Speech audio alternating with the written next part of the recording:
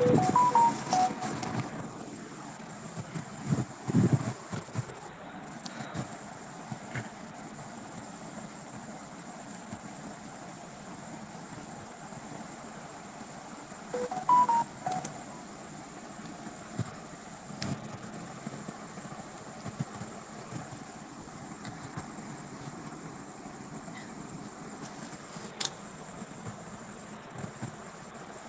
আমাদের একটা common issue, যেটা আমাদের ওয়েবসাইটে প্রোডাক্ট অ্যাভেলেবেল থাকার পরেও আমাদের এইখানে স্টক আউট দেখাচ্ছে এবং ক্লায়েন্ট আমাদেরকে এটা ফিক্স করতে বলা হয়েছে।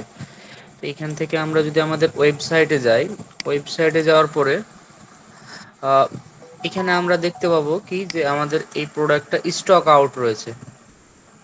ক্লায়েন্ট আমাদেরকে যখন এই ওয়েবসাইটটা দেয় তখন এখান থেকে আমরা দেখতে পাচ্ছিলাম কি এটা স্টক আউট দেখাচ্ছে। এর কারণ আমাদের স্টকে এই প্রোডাক্টটা ছিল না, এই কারণে কিন্তু আমাদের এই প্রোডাক্টটা স্টক আউট দেখাচ্ছিল।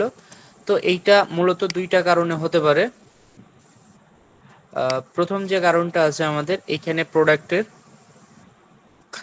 আমাদের যে প্রোডাক্টটা আছে এই প্রোডাক্টের কোয়ান্টিটি আমাদের আপডেট করা ছিল না। এইখানে আসার পরে আমাদের এইটা এখন আমাদের স্টকে কতগুলো প্রোডাক্ট অ্যাভেলেবেল আছে সেটা আমাদেরকে এখান থেকে বলে দিতে হবে।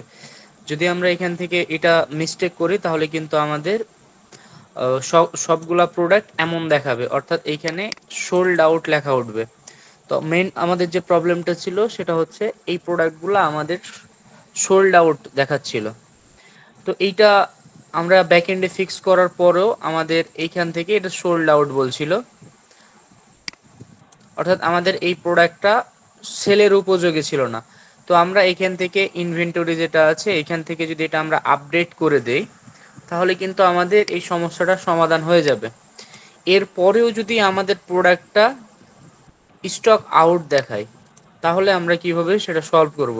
এখন আমি এটা সলভ করে ফেলেছি। তো এটা আপনারা কিভাবে ফিক্স করবেন সেটা হচ্ছে এখান থেকে আমরা সেটিং আইকনে ক্লিক করব। সেটিং আইকনে ক্লিক করার পরে আমরা লোকেশানে ক্লিক করব। এখান থেকে আমাদের যে লোকেশানটা আছে এই লোকেশানে আমাদেরকে ক্লিক করতে হবে।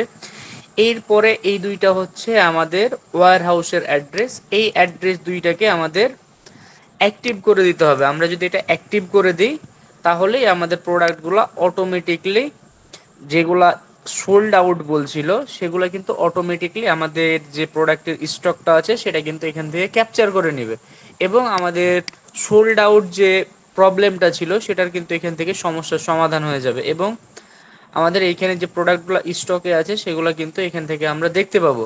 তো ক্লায়েন্টের যে সমস্যাটা ছিল তার ওয়েবসাইটে এই প্রোডাক্টগুলো সোল্ড আউট দেখাচ্ছিল, কেউ এটা ক্রয় করতে পারছিল না। পরবর্তীতে আমরা কিন্তু সেম এগুলাকে এখন ফিক্স করে দিয়েছি এবং এগুলা এখন যে কেউ ক্রয় করতে পারবে।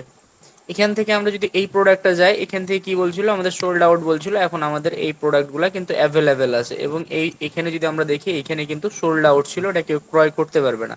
এখন আমাদের কাজটা কমপ্লিট হয়ে গেছে, এখন আমরা ক্লায়েন্টকে এই কাজ ডেলিভারি করে দেবো এবং পরবর্তীতে যদি আপনারা কেউ এইরকম সমস্যা ফেস করেন তাহলে আপনারা এইরকমভাবেই সমস্যার সমাধানটা করে নেবেন।